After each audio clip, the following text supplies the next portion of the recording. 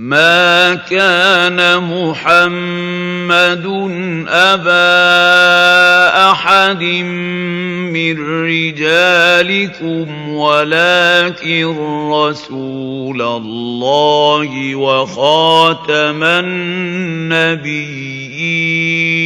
الحمد لله والصلاة والسلام على رسول الله وعلى آله وصحبه ومن والاه. Assalamu alaikum wa rahmatullahi wa barakatuh. Ó kí ẹ̀yàn miami káàbọ̀ lẹ́ẹ̀kan sí abala tí a ṣe wà. Òun náà ni nípa ṣíṣàgbéyẹ̀wò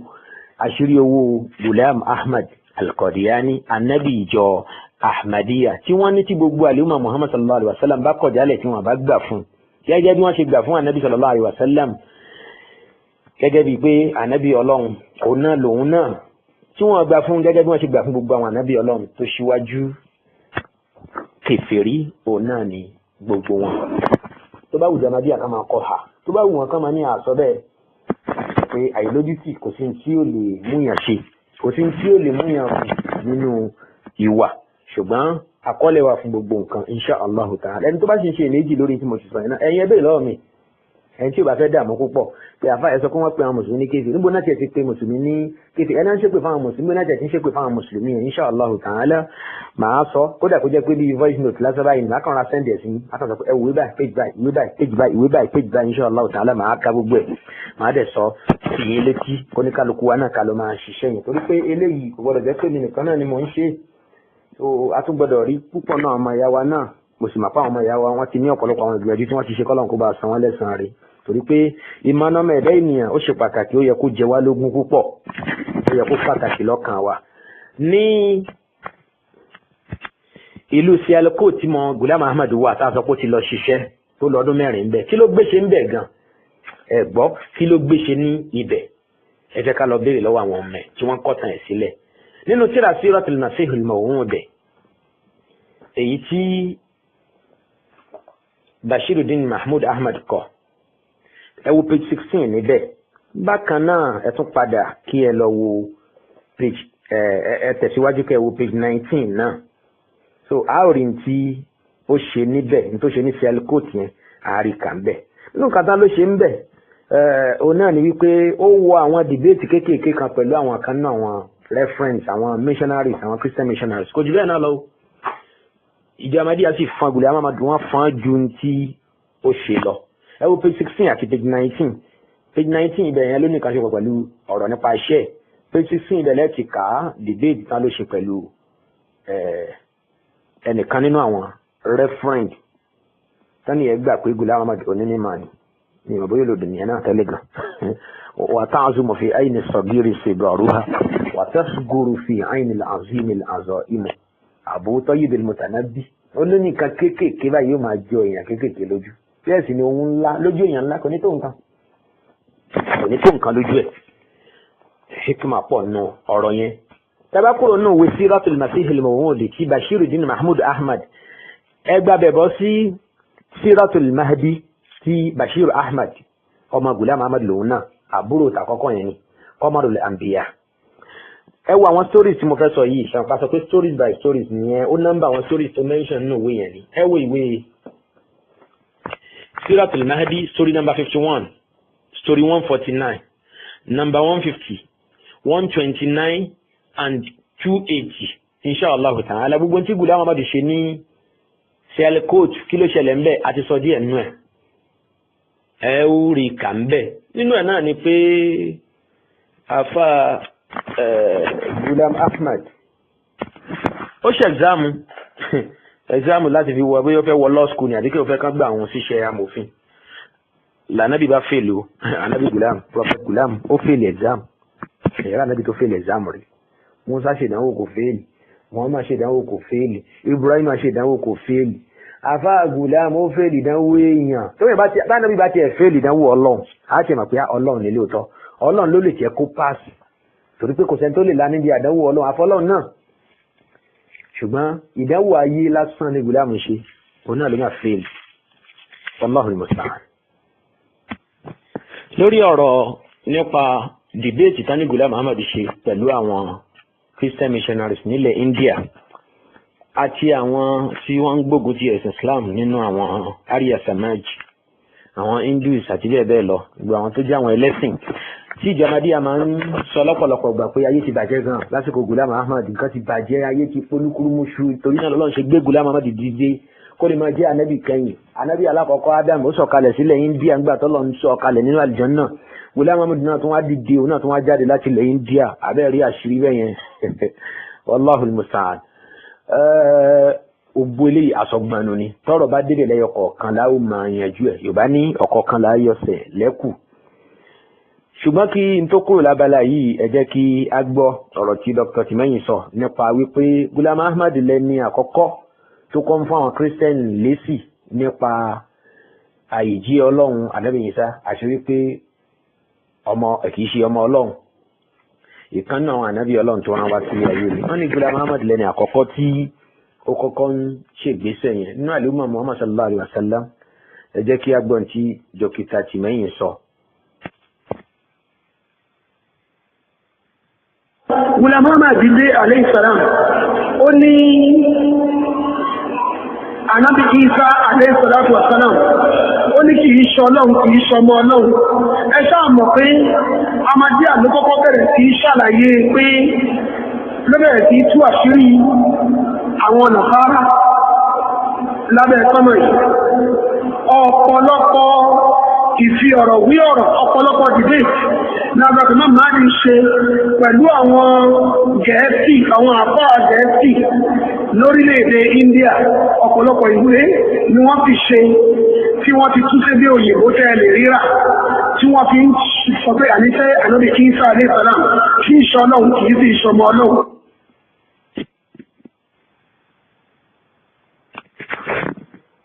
Ara tí mo ń sọ nìyẹn tó jẹ́ kí n sọ wípé ìjọ Ahmadiyya fẹ́ lè claim pé Ahmadiyya ló kọ́ lásìsì sójú òfurufú bẹ́ẹ̀ ni ó ní ẹgbọ́n tí odidi dókítà sọ PhD holder tó ń bú àwọn àfáà wa wípé wọn àmọ́ ṣe ń ṣe research wọn àlẹ́kọ̀ọ́ tó ń bójú mùsùlùmí al-sunnah wal jamā'ah jẹ tó já sí orúkọ tí kìí ṣe tiwọn ló ń pè wọn orúkọ tí ìṣe tiwọn ló ń fún wọn gbàmí àpò wàhábí àkídà wàhábíyà àwọn wàhábí àwọn sálàfí gbogbo ìgbà tó bá fẹ́ sọ̀rọ̀ wọn àwọn tó ń pè mùsùlùmí kèfèrí àwọn sẹ́kítírì Ọlọ́run gbogbo oríṣiríṣi àwọn ọ̀rọ̀kọ̀rọ̀ bẹ́ẹ̀ ló ń jáde lẹ́nu Dr. Ahmadi Dr. Saheed Tìmẹ́yìn ṣẹ́gbọ́n tó sọ nísìn ó ní ẹ ṣáà mọ̀ pé Ghulam Ahmad lẹ́ni àbí Ahmadiyya ló kọ́kọ́ ń ṣàlàyé pé Ìsá kìí ṣe ọmọ Ọlọ́run kìí ṣe Ọlọ́run òun ló kọ́ ń fèsì fáwọn Christian níbo làlúmọ̀ Muhammad sallallahu alayhi wa sallam wà látọdún yìí mo fẹ́ kí ẹ máa gbọ́ díẹ̀díẹ̀ náà ni mo nírò àwọn ọ̀rọ̀ wọ̀nyí tí ó pọ̀ lọ́dọ̀ tásìkò bá tó lílo máa kàn wọ́n kí ẹ lè mọ bí àwọn tá a rí wọn yìí bí wọ́n ti ń ronú. ẹ jọ̀ọ́ ta ló mọ Ghulam Ahmad nínú fannu munazarat gánà ẹ̀yìn wa ta ló mọ Ghulam Ahmad nínú ọ̀rọ̀ à ń ṣàlàyé ọ̀rọ̀ fáwọn Christian àbá ń dá wọn lẹ́kùn àbùkù táfíń kan ẹ̀sìn Islam àti Ànábì sallallahu alayhi wa sallam ta ló mọ nínú fannu munazarat nínú ọ̀rọ̀ pa ń ṣe debate pẹ̀lú àwọn Christian kò sí àwọn tó lórúkọ nínú field debate ní àwùjọ wa níbí yìí ṣùgbọ́n láti ilẹ̀ yẹn wá ní ilẹ̀ India Ghulam Ahmad ò sínú wọn rárá ṣùgbọ́n gẹ́gẹ́ bí òwe lárúbá kan tó sọ pé nasma'u ja'ja'atan wala nara tahnan a kàn ń gbọ́ ariwo lásán ni ṣùgbọ́n tẹ bá béèrè pé kí ni wọ́n ṣe ẹ sáà wò kí làwọn àkọọ́lẹ̀ Ghulam Ahmad gan tó kọ tó convince Christian wípé Ànábì Ìsá alayhi salatu wassalam báyìí ló ṣe rí òun gan ló dáná sí wa lọ́rùn ó dáná sí ẹ̀sìn Islam lọ́rùn ẹ̀yọ́ mayá mi ní Islam ẹ lọ gbọ́ àwọn kíṣẹ́ tí mo pè ní Ahmadiyya yẹ̀yẹ̀ Ànábì Ìsá 1 to 18 ẹ gbọ́ ẹ rí i pé wọ́n fi àbùkù tó pọ̀ wọ́n fi kan Ànábì Ìsá alayhi salatu wassalam Ghulam wa ń sọ pé òun gan ló ń defend Islam against àwọn missionaries tó yẹ pé wọ́n gan ló dáná sí Islam lọ́rùn òun gba Ànábì Ìsá láṣẹ́wó onígbà Ànábì Ìsá ní ọ̀mùtí Jésù ní Bíbélì kọ́ ló ń sọ o tó bá ń sọ fún yín pé Jésù nù Bíbélì ọ̀rọ̀ ní Bíbélì lòún dẹ̀ fi ń fèsì fáwọn Christian gbà yẹn kì í ṣe tó wà ní Kùránì ẹ sọ pé àsọ pé rọ ni báwo lẹ́ ṣe máa pé rọ ni kì í sọ̀rọ̀ ṣẹ́jú kan ṣẹ́jú méjì ẹ padà síbi àwọn Christian tí insha Allah ta'ala ẹ̀kúnrẹ́rẹ́ àlàyé ẹ̀ yóò máa yé yín. ok títí dìgbà yẹn kẹ́ ẹ lè gbọ́ yé n tẹ́ fi mọ̀ ni pé ibi tó bá ti ń sọ̀rọ̀ Jésù nù Báíbù ó ní wọn à ní sọ pé alayhi salam fún a kà máa sọ pé Mr. Jesus kò yé gẹ́gẹ́ bó ṣe wà nínú ìwé The Light of Quran Nurul Quran ẹ wo muqaddimah tírà Aqibatu Atam Jalaluddin Shamsi náà ọmọlẹ́yìn Ghulam Ahmad nínú àwọn Ahmadiyya tí wọ́n dé lẹ́yìn Ghulam Ahmad ní lẹ́yìn ohun yẹn ló kọ preface síwèé Aqibatu Hatam ló sọ fún wa bẹ́ẹ̀ bó láṣẹ máa mọ̀ ìyàtọ̀ láàrin Ìsá nú bíbélì Jésù nú bíbélì tí Ghulam Ahmad bá ń sọ̀rọ̀ nínú àwọn tírà ẹ̀ àti báwo láṣẹ máa mọ̀ gbà tó ń sọ̀rọ̀ nípa Ìsá nú al-Qur'an Ànábì Ìsá alayhi salatu wassalam tẹ́lá lọ ka mọ̀kọ́dìmọ̀ ẹ̀rí ń bẹ̀ inshallah ta'ala ọ̀rọ̀ yẹn á yanjú ẹ wá lọ lo òfin tó gbé sílẹ̀ yẹn lórí gbogbo tó bá ti rí tí Ghulam Ahmad ti bá ti ń sọ̀rọ̀ Ànábì Ìsá alayhi salatu wassalam ló ti fi yé yín pé àní ìjọ yìí fẹ́ olórí àwọn òpùrọ́ lápèjú ẹ jẹ́ kí n fún yín lápèjúwe kan ní page 100 nínú tírà Safinatu Nuh Ghulam sọ bẹ́ẹ̀ ó sọ ń bẹ̀ wípé àwọn aburú tó bá ilẹ̀ Europe lénìí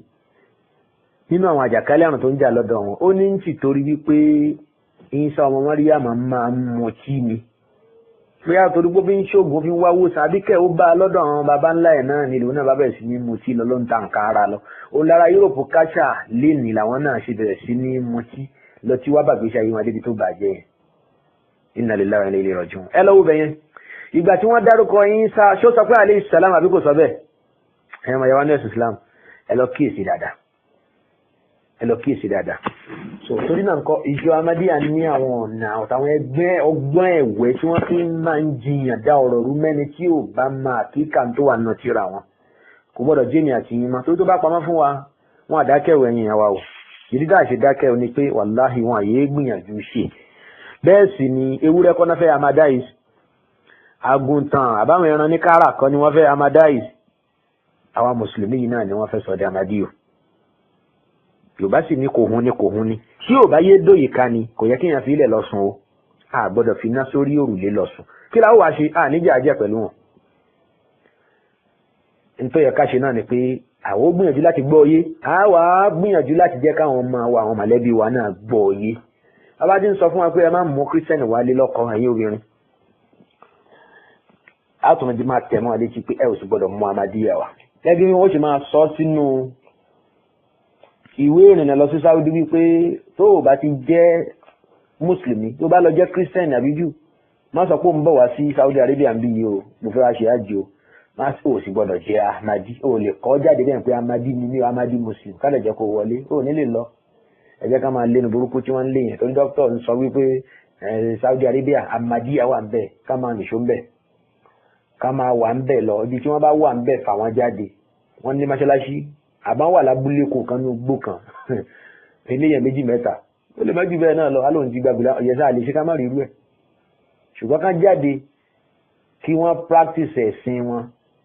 kí wọ́n gbé jáde ká ṣe signboard kan pè ní Ahmadiyya Muslim Jamaah irú bá ṣe ń rí láwùjọ títí wálé nìyẹn ẹ̀dán bẹ́ẹ̀ wò láwùn yẹn kẹ́ máa wo tí yóò ṣẹlẹ̀ sí i ṣùgbọ́n dókítà ó ń fèsì ó ń gbàtẹ́nìkan bèèrè ní Ṣakí wípé wọ́n ní àlè lọ sí Mákà àlè lọ sí hajj wọ́n wá bẹ̀rẹ̀ sí ní fún wọn lápèjúwe pé lágbájá bàbá lágbájá àfi kìíní kan wọ́n ti lọ sí hajj láì mọye ìgbà bàbá sì ní kérò lọ sí hajj gbogbo orú àwọn ọ̀rọ̀ wóróworó yẹn wọ́n lè máa sọ orí yẹn wọ́n ń fi yẹn fi àwọn ọmọ ẹ̀yìn wọn lọ́kàn balẹ̀ ni kí wọ́n má bàa rò pé lóòótọ́ ni táwọn yẹn ń sọ pé Ahmadiyya ò lè dé Mẹ́kà wọn ò lè dé Madina wọn ò lè wọ Saudi Arabia pé wọn ò ní gbà fún wọn ó ń fi yẹn fi wọn lọ́kàn balẹ̀ ni òun náà mọ ní tó ṣẹlẹ̀ pé nígbà táwọn yìí ń lọ ǹjẹ́ wọ́n lọ nílò Ahmadiyya má lọ nílò mùsùlùmí tọ́ba bèèrè lọ́wọ́ pé ṣé Ahmadi ní ẹni tó ti fẹ́ gba visa bí wí tó ti fẹ́ gba fọ́ọ̀mù hajj ṣé o lè kọ́ síbẹ̀ pé Ahmadi o ní kọ́ síbẹ̀ muslim ló máa fi náà ok Ahmadi muslim tó ń pè rẹ̀ yẹn tó lè ṣe kó má fi pè rẹ̀ kí ló dé tó fi yẹn sí nínú fọ́ọ̀mù mà pẹ́ ní ṣe dókítà tìyẹn òun da ọ̀rọ̀ rú máwọn èèyàn lójú kí bá sì da wallahi ìwọ kọ́ lẹ́ni àkọ́kọ́ dókítà ẹ má bínú pé mò ń lárúkọ máa ń lórí sà Hani Tahir kì í ṣẹgbẹ́ Hani Tahir inú ìmọ̀ àti gbogbo nǹkan ó ti ẹ̀gbọ́n sọ pé ó ní PhD in Arabic language níbi tí Hani Tahir bá wà èyí náà dẹ̀ gbọ́rọ̀ ẹ̀ abẹ́ ẹ̀ máa ní lójú ní kì í ṣe ìmọ̀ fọlọ́kọ yìí ẹ lọ gbọ́rọ̀ ẹ̀ dáadáa gbogbo lẹ́yìn wà síbi tó ń wà ó máa ronú kí wàdà lọ́sàn gangan àní Hani Tahir tẹ́mi ti máa ń rí lórí satellite channels Ahmadiyya tó ń pè ní MTA tí ó gẹ́gùn síbẹ̀ tó já sí pé gbogbo nǹkan máa ń sọ pé Ahmadiyya báyìí ó ń fèsì lọ nìyẹn báyìí lọ́lọ́run lòun gbàgbé òun ń sùn òun gbọlúdé òun dákẹ́ òun gbogbo ẹ̀ Hani Tahir ń fèsì ẹ̀ lọ nìyẹn ṣàdédé labádẹ̀ rí o ló bá ní òun Ahmadiyya mà kí ló dé ẹ béèrè lọ́wọ́ ẹ̀ ẹni bá gbọ́ ọ̀rọ̀ Ahmadiyya ọ̀rọ̀ Hani Tahir yóò mà kí ló dé tó fi lóhùn Ahmadiyya ó rí inú ó rí lóde ó rí bàjẹ́bàjẹ́ ẹ̀yin tẹ́ ẹ̀ bá láǹfààní sí ọ̀rọ̀ hàn nìtàn ìtorí pé èdè lárúbáwá náà fi ṣe ọ̀pọ̀lọpọ̀ nínú ẹ̀ ẹ lọ kàwé tán pè ní Ahmadiyya beliefs and experience ẹni tó kọ̀ yẹn náà Ahmadi ni tó ti jáde kúrò ń bẹ̀ òun náà ṣe Ahmadiyya dé òkè dé headquarter báyìí dé London lẹ́gbẹ̀ẹ́ khalifa wọn Mirza Tahir Ahmad khalifa ẹlẹ́ẹ̀kẹrin arákùnrin yìí dẹ̀ ni ọmọ lárúbáwá ni nínú àwọn àtọlẹ̀dọ́lẹ̀ lárúbáwá tí wọ́n jẹ́ Ahmadi òun náà ní í ṣe Mahmud ibn Hassan òun dá òun náà lẹni tó kọ̀wé yẹn ẹgbọ́n tó sọ ẹ̀ka tó kọ sínú ìwé yẹn pictures oríṣiríṣi wà nínú ìwé yẹn tó fi illustrate àwọn báwo lòun ṣe rí báwo làwọn ṣe ń operate nígbà tó òun fi wà nínú Ahmadiyya kí ni position òun kí ló wá fà tó fi kúrò ńbẹ̀ ó ṣe Ahmadiyya lókè ní ó lọlẹ̀ Qadian ó rí wọn àríṣà níbẹ̀ kó tó di pé ó padà wá take decision pé òun fẹ́ jáde kó nù Ahmadiyya ẹ̀yin náà ẹ lọ kà kẹ́kọ̀ọ́ ńbẹ̀ Dr. Tìmẹ́yìn tóbi ju gẹ́gẹ́ bọ́mọ yàrá kan ṣe sọ pé tóbi tó nǹkan kan níwájú Ọlọ́run ọba tí fi ní mọ̀nà bẹ́ẹ̀ ni ṣebí Ọlọ́run ló fi Umar ibn Khattab mọ̀nà àwa sì ń bẹ lọ́run fún yín kó fi yín mọ̀nà ni Dr. PhD èmi nìkan náà mo ní conference láfíríkà gbogbo àwọn ọ̀rọ̀ tẹ́ fi ń já káàkiri ayé yẹn ẹ̀mú fọlọ́run búra pé ká ní Gùlámù kì bá ṣe olóòótọ́ kọ́lọ̀ ń pa mírun tó bá jẹ́ pé olóòótọ́ ni Gùlámù Ahmad kí gbogbo ọ̀rọ̀ mi máa dáa torí náà nǹkan mo ti kọ́lé mo ti lówó mo ti ní PhD mo ti ṣe masters mo ti ní PhD mo ti níyàwó ìyàwó 3 ni mo ní báyìí mo ti lọ Mẹ́kà láìmọye ìgbà èmi nìkan ní gbogbo àwọn ọ̀rọ̀ wọ̀nyí Dr. Tìmẹ́yìn mo lè mú jáde nínú ọ̀rọ̀ ẹ̀gàn tó lè fi tó fi ń pe ọ̀rọ̀ yẹn nírọ́ pé èèyàn ní gbogbo nǹkan ayé yìí kọ́ ló túmọ̀ sí wàdùn ẹ̀gbà tàbí bẹ́ẹ̀ kọ́ ni ṣé ó túmọ̀ sí pé kì í ṣe ọ̀rọ̀ gbígbàdúrà gbogbo tó ń tó lẹ́yìn ẹ̀ téèyàn bá dé chọ́ọ̀ṣì gan testimony tán mú jáde ní chọ́ọ̀ṣì ó jù yẹn lọ mẹ́mbà chọ́ọ̀ṣì á sọ pé mo ti di gọ́vnọ̀ mo ti di igbá mo ti di vice chancellor university mẹ́mbà chọ́ọ̀ṣì nìyẹn á ka oríṣiríṣi nǹkan sílẹ̀ ṣé kó sọ fún ẹ pé Jésù náà ló ṣe àbí àlùbáríkà Jésù náà ló tó yẹn ṣé wọ́n máa gbà kí ló fẹ́ tiẹ̀ fẹ́ sọ gbọ̀ngbà tí dókítà bẹ̀rẹ̀ sí ní karú àwọn ọ̀rọ̀ yẹn sílẹ̀ pé mo ti ṣe báyìí mo ṣe gbá mo ṣàwò dókítà ó yẹ kẹ́ ẹ ti ẹ̀rọ níbi mùsùlùmí ìròrí Ahmadiyya yìí ìròrí kírísítẹ́nì ìròrí àwọn kèfèrí òun náà ní irú àwọn kírísítẹ́nì gbé káàkiri yẹn jìnnà sóòótọ́ Allahu musta'an. kí n padà síbi ọ̀rọ̀ tá à ń bá lọ jàre àṣírí owó Ghulam Ahmad ànábì ìjọ Ahmadiyya ẹ tẹ̀lé mi ká lọ sínú ìwé Hamamatul Bushra page 167 níbi tí Ghulam Ahmad ti sọ wípé wa anta ta'lamu anna alladhina yasiluna maqamatil kamali min al-ittiqa'i wa khawfi hajri rabbi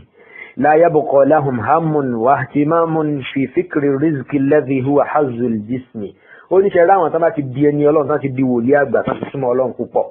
tó já sí pé wọ́n ń bẹ̀rù kí Ọlọ́run má padà wá pa wọ́n sí lẹ́yìn ìgbà tó ti fà wọ́n mára tó ti ṣe wọ́n ní àyànfẹ́ onírú wọn àwọn tó ti di wòlíì ńlá báyìí àwọn wòlíì Súfì wọ̀nyí wọn lérò kankan mọ́ wọn ní kankan tí wọ́n ń rò má kọjá Ọlọ́run ẹ̀gbọ́ kò sí èrò kankan fún wọn à ń ṣàkólé kan ọ̀rọ̀ owó àjẹ́ àmú tó já sí pé ẹlẹ́ran ara èèyàn lásán tí ò bá ti di wòlíì ńlá òun náà ní máa rorú ẹ̀ ó ní kò sí fúnra wọn yẹn bẹ́ẹ̀ yẹn anil khubza wal lahma wa nawa at-ta'am wa sharaba wal albisa karonu aṣọ karonu jíjẹ mímu ó ní kò sí fúnra àwọn wòlíì yẹn mọ́ bal yanhaduna liktisab al-amwal rawhaniyya spiritual money spiritual means òun náà ló kù tí wọ́n máa lé káàkiri lọ́dọ̀ Ọlọ́run wọn àwọn òwúlẹ̀ wá gbogbo àwọn lówó lọ́wọ́ wọn láṣọwọ́ àbẹ́rí àfáà Ghulam ló ń sọ̀rọ̀ yẹn ó ní àwọn wòlíì wọn ò rí gbogbo yẹn rò mọ́ wayujzabu qalbuhum wa ruhuhum wa shawquhum ila al-mawla wa tasara Ọlọ́run pátápátá wa ila rizqin yazidu lahum yaqinan wa ma'rifa wa yudkhiluhum fil wasilin arziki tó ń wá káàkiri náà ní ká máa sọmọ Ọlọ́run sí wala yuriduna dunya wa shahwatiha wala dhatiha wọn fẹ́ nǹkan kan ayé yìí wọn kọ́ ìsáyé pátápátá وما كان أعظم مراداتهم الدنيا بس نواريتا يورو ولا أن يأكلوا ويشربوا ويتلفوا أعمارهم في الخدم والقدم ويعيشوا كلمة رفيد فالرزق الذي هو مراد رجال التقوى إنما هو فيوض الغيب من الكشف والإلهام والمخاطبات ليبلغوا مراتب اليقين كلها ويدخلوا في عباد الله العارفين. Ghulam Ahmad ń sọ fún wa wípé ẹ̀rí pé ọ̀rọ̀ tó ń sọ yìí ọ̀rọ̀ ní Súfì ó tún fi eléyìí fìdí ẹ̀ múlẹ̀ pé fíkra wípé mo fẹ́ dá wà kí n má ṣiṣẹ́ kankan kó máa wọlé yẹn gùlámù níbi kankan tó ti mú kọjá ọ̀dọ̀ àwọn onísúfí tó mú lọ́rẹ̀ àbí tó mú ní mẹ́ńtọ̀ gẹ́gẹ́ bí aṣíwájú irú Abdullahi Jasinawi tá a sọ̀rọ̀ ẹ̀ tẹ́lẹ̀ bá sì gbàgbé tasọ́wúfù nínú ẹ̀sìn Islam yìí gan bó ló ti wá gan bí òṣèlẹ̀ India àwọn ilẹ̀ Persia ilẹ̀ India òun náà ni nǹkan pè ní Sufism yìí ti wá nínú àwọn òròrí àwọn Greek àwọn philosophy yẹn ibẹ̀ ni nǹkan pè ní Sufism nínú ẹ̀sìn Islam ibẹ̀ náà ti wọ́ jáde wá wọ́n kàn jù ú lójú pẹ̀lú kọ́lọ̀ lọ́kọ́lọ́ Rasul ni ala bi dhikrillahi tatma'innul qulub wọ́n kàn fi àwọn àyà kọ̀ọ̀kan báwọn àdísì kọ̀ọ̀kan wala yazalu abdi yataqarrabu ilayya bin nawafili hatta uhibbahu níta fi pa lójú dà nìyẹn ká ẹ lè sọ pé nǹkan kan wà tó ń pè ní Islamic Sufism Islam lànàbì mú wá sallallahu alaihi wasallam Islam ló mú wá ni wá pé Sufism yẹn nǹkan bùkù bá Islam nìyẹn jẹ́ ká pè lórúkọ tó ń jẹ́ ókè tábà ṣe wà ní problem pẹ̀lú orúkọ ẹ máa ṣàwò kí ló ń jẹ́ Islamic Sufism ẹ ṣàlàyé ẹ̀ fún wa ẹ jẹ́ ká gbọ́ Búláàmù sọ wípé ṣe láwọn ẹni Ọlọ́run àwọn òwà nǹkan kan mọ́ ní ọ̀rọ̀ ayé yìí èrò ọkàn wọn àrísìkí káwọn ń wá tí wọn wá owó wọn wá aṣọ wọn wá mọ wọn ti tán wọn ti ní fànáwò ánìlè rọ́ọ̀dà fànáwò ánìlè rọ́ọ̀dà táwọn ànábì Ọlọ́run ò ní Zakariya ò bímọ ó ń sunkún sọ Ọlọ́run pé Ọlọ́run fún mi lọ́mọ abẹ́rẹ́ ìsàbẹ̀yìn ànábì Ibrahim alayhi salatu wassalam ó ṣàdúrà àbí ó ṣiṣẹ́ tán tọ́lọ̀ ní kó ṣe ó kọ́ Kàábà kó ṣàtúnkọ́ Kàábà ó tún wá ń bẹ Ọlọ́run fún irú fànáwò ni ẹ̀yin ń pé àwọn wòlíì ní tí àwọn ànábì Ọlọ́run nìyẹn tó lè ṣe wà lọ́dọ̀ onísúfí nìyẹn kéèyàn ní àlùfáàná wà ní ìrọ̀dà marhala kan nìyẹn stage kan nìyẹn náà àwọn stage tí onísúfí fẹ́ gbà kọjá bíbí tó ń lọ gangan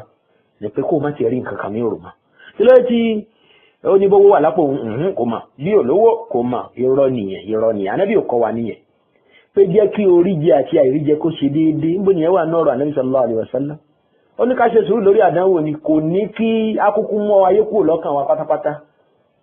wala tansa nasibaka minad dunya ṣùgbọ́n ká sọ pé a nífà náà wà àti ẹ̀ríta yóò àti ẹ̀mọ̀ bóyá wà àbáyé lọ àbáyé sùn àbáyé jí èròkèrò nìyẹn èyí tí gbùlẹ̀ Muhammadu ń sọ níbi yìí ìsọkúsọ nìyẹn tó rà Nabi sallallahu alaihi wasallam náà ìrònú kí ni ó jẹ kí ni ó mú ṣebóun làwọn kọ́ ṣe wa laqad kana lakum fi rasulillahi uswatun hasana irú àlìfààná wo lẹ́yìn wálẹ̀ ní tẹ́ẹ̀rí ayé rò mọ́ ó dáa kí ló tí ẹlòmíì nínú àwọn wòlíì yìí gan tí kò dé express tó wú ọ̀tún tó wú òsì kó tó lè sọ̀dá kí ló tó bá sínú mọ́tò tó ń gun jíìp àbí wòlíì tó nífààná wà nílé rọ́dà ó dẹ̀ ń gun ọmọ jíìp àfógun Lexus kí ló tó máa bá ṣe ń tẹ bírèkì tẹ tọ́tù tẹ gbogbo ẹ̀ papọ̀ mọ́ra wọn kò nífààná wù débi steering kó lóun ò ti rí nǹkan kan rò mọ́ òun ò ti ọ̀hún yá steering ló wà wájú òun ni àbí rímù kẹ̀kẹ́ àbí táyà Allahul musta'an kó lọ tirẹ̀ sẹ́ni tírélà kí ló dé tó dé títì tó wọ̀ tún wò sí kó tó sọdá kó ní òun òkú mà bóyá tírélà ló ń bọ̀ ní bóyá kẹ̀kẹ́ díẹ̀ ní bóyá kí atẹ́gùn lásán ló kàn tiẹ̀ ń fẹ́ òun ti nífà náà wo orí nǹkan kan ní máa láàlò òun rí aláàlò orí lẹ́nu tírélà ẹ lọ di máa láà wàláì apanilẹ́rìn ní Ghulam Ahmadu n tó ń sọ fún wa níbi ni pé awliya Allah àwọn wòlíì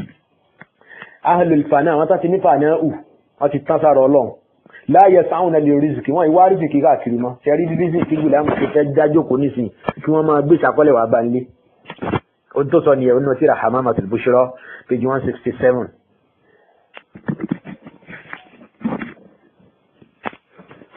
ẹ̀kẹ́ má gbàgbé wípé a ti sọ tẹ́lẹ̀ náà nínú story number 354 nínú tírà Siratul Mahdi wípé Ghulam sọ pé òun gba revelation wa sama'i wa tariq pé ìròyìn pé bàbá àwọn ó kú láìpẹ́ lòun gbọ́ nínú àyà yẹn tọ́lọ́run reveal ẹ̀ fún ọlọ́run tó ń rí reveal àyà yẹn fún Ghulam Ahmad ó ní ẹ̀rù wá bá òun pé tí bàbá ìbá kú níbi láti máa jẹ́bí láti máa mú kò tí ì di wòlíì ńgbà yẹn nìyẹn ọlọ́run ṣẹ̀tún wá fún ní àyà míì wípé alaysa Allahu bikafin abda tó ó ti ní fọkànbalẹ̀ lórí pé alaysa Allahu bikafin abda kí ló dé Ànábì sallallahu alaihi wasallam tí ó fi alaysa Allahu bikafin abda kí ló dé ó máa fi jẹ kó máa fi mu àbí sáà Ànábì ò máa yà yẹn ni àbí kó máa fà ní Ghulam Ahmad wá ń rí rẹ̀ ní rí wípé ọlọ́run ti ṣàdéhùn wípé òun tó kí Ghulam náà wulẹ̀ wá nǹkan kan ní káàkiri mo sọ fún yín pé ní page 311 Ghulam sọ fún wa láti lẹ̀ wá tẹ́lẹ̀ náà pé òun nífẹ̀ẹ́ àwọn onísúfí láti lẹ̀ òun sì fẹ́ràn gbèsè ayé wọn bákan náà nínú tírà at-Tabligh page 96 Mir'atu Kamalatil Islam 311 bákan náà nínú tírà Shahadatul Qur'an èyí tó wà nínú Al-Khaza'in Ruhaniyya Shahadatul Qur'an volume yẹn ó jẹ́ kan volume Al-Khaza'in Ruhaniyya page 401 níbẹ̀ èyí tí wọ́n ṣe tẹ̀ ní o. ó wà ń bẹ̀ wípé wọ́n ní wàbísábàbí uslubi hayatihi kadarawish. wọ́n ròyìn Ghulam Ahmad ń bẹ̀ yẹn wípé Ghulam Ahmad ń ti tiẹ̀ kò bá jọba jà o kódà èèyàn dáadáa ní tó já sí wípé ó nífẹ̀ẹ́ ìjọba ilẹ̀ Gẹ̀ẹ́sì gan nígbà tí ó dàgbà bá wọn ní ilẹ̀ India tí wọ́n ń darí ìlú náà. òun gan ló máa ń pè àwọn èèyàn pé ẹni láti tẹ̀lé ìjọba yìí ẹ tẹ̀lé tán pátápátá kó má ṣẹ́kù nǹkan kan. so wọ́n pe Ghulam Ahmad níbẹ̀ wọ́n ló ń ṣègbésí ayé gẹ́gẹ́ bí Darwish náà làwọn wòlíì Sufi wọ́n láwọn ti di màjìkúrú ó lè wọṣọ ìkísà sára Darwish nìyẹn ó ti tán azahidu náà ń pè bẹ́ẹ̀ ẹni tó lòun ráyé sá orí ayé sá. ṣé Ghulam Ahmad ti ráyé sá gan owó tí ìdọ́wọ́ ẹ lòun ráyé sá tó bá dọ́wọ́ ẹ̀ ńkọ́ a padà máa mà bóyá lóòótọ́ òun ló níbẹ̀rù Ọlọ́run bóyá lóòótọ́ òun náà ló ráyé sá ó sì sá fún owó àwọn mùsùlùmí kò sì débẹ̀. so ọ̀rọ̀ pé Ghulam Ahmad bí àwọn oníṣúfí tí wọ́n fẹ́ jókòó sójú kan láì ṣe nǹkan kan òun náà ni ìgbésí ayé tó fẹ́ máa gbé èrò pé yẹn pamọ́ púpọ̀ a nílò láti máa kó gbogbo ẹ̀rí wá láti fìdí ìyẹn múlẹ̀. ṣùgbọ́n ṣá ìbéèrè lẹ́ẹ̀kan sí kí ni Ghulam Ahmad wá fẹ́ jẹ nígbèsí ayé ẹ̀ báyìí o nígbà tó fi ṣẹ́lẹ̀ tó ní òun ò nífẹ̀ẹ́ sí kóun máa ṣiṣẹ́. ẹni tó fẹ́ jẹ ẹ jẹ́ ká tún lọ wo ìwé mansibu al-khilafa èyí tí Bashiruddin Mahmud Ahmad khalifa ẹlẹ́ẹ̀kejì fúnjọ Ahmadiyya lẹ́yìn Ghulam Ahmad èyí tí ó sọ nígbèsí ayé ẹ̀ ọ̀rọ̀ kan ní tó ó deliver ẹ̀ ní occasion kan òun ni wọ́n kọ jáde yìí ó wà ń bẹ̀ ní page 28 ń bẹ̀ ó ní ìjọ Ahmadiyya yìí ìjọ ìmọ̀ ni o ìjọ Ahmadiyya tẹ́ ń wò yìí ìjọ kan tó jẹ́ ìjọ ìmọ̀ ni. ọmọ Ghulam ń sọ ń fa àwọn ọmọ ẹ̀yìn ẹ̀ lọ́kàn balẹ̀ pé gbogbo báwọn yẹn ṣe lè máa gbógun tì yín tó gbogbo má ṣe lè máa bú aṣíwájú wa tó kán sọ pé ọ̀tá Ọlọ́run ni kán ní kò mọ Ọlọ́run kán ló ṣe gbá ó ṣàwo ó ní ẹ má wo bẹ́ẹ̀ ó yẹ kẹ́yìn náà mọ̀ pé ìjọ yìí ìjọ tọ́lọ́run wà lẹ́yìn ẹ̀ púpọ̀ ní tọ́lọ́run sì ń dúró tì ẹ̀ríjọ Ahmadiyya ní gẹ́gẹ́ bí Dr. Tìmẹ́yìn náà ṣe ń sọ bí oníjọ tó já sí pé àwọn èèyàn ò dáàmà nílùú Kọdíàn gan ọ̀yàn díẹ̀ ló fẹ́ẹ́ mọ ibi táwọn pè ní Kọdíàn lẹ́yìn India gan láyé ibi táwọn èèyàn ò mọ̀ tí mà bọ̀ wọ́n sọ̀rọ̀ bá ní sí dìde ń bẹ̀ ìyẹn Ghulam Ahmad wa arsala Allahu min indihi mi'atil ulufi min ar-rupiyat fún ara Ọlọ́run gan fún rẹ̀ nígbà tó yẹ pé nípìnlẹ̀ tẹ́lẹ̀ Ghulam Ahmad kò ní nǹkan kan lọ́wọ́ kò lówó lọ́wọ́ ẹnìkan kan ò má sí nǹkan kan fún ara Ọlọ́run ó sì fúnra rẹ̀ sẹ́ndì àwọn 100,000 of rupees abẹ́gbẹ̀ ọ̀rọ̀ báyìí nítorí fún rẹ̀ ló sọ wọ́n ni wa arsala Allahu min indi fúnra ara Ọlọ́run ló fi bí 100,000 of rupees ló fi ránṣẹ́ sí Ghulam Ahmad pé kó lè máa fi báṣẹ́ lọ tahqiqan li ahdafihi kò yá máa fi bá project yẹn lọ jàre torí pé fúnra Ọlọ́run ni Ghulam Ahmad sọ pé Ọlọ́run ló dídí ìgbé iṣẹ́ yẹn léwọn lọ́wọ́ má padà máa kà fún insha Allah ta'ala ó ní Ọlọ́run ló rán òun iṣẹ́ so fúnra Ọlọ́run náà ló bẹ̀rẹ̀ sí ní fúnra Allah subhanahu wa ta'ala òun náà ni ó bẹ̀rẹ̀ sí ní sẹ́ndì owó sí Ghulam Ahmad kí èrò ẹ̀ lè wá sí mọ̀ṣẹ́ kama wa'ada torí pé Ọlọ́run ti ṣàdéhùn fún Ghulam tẹ́lẹ̀ kí lọ́lọ́run sọ fún haythu qala lahu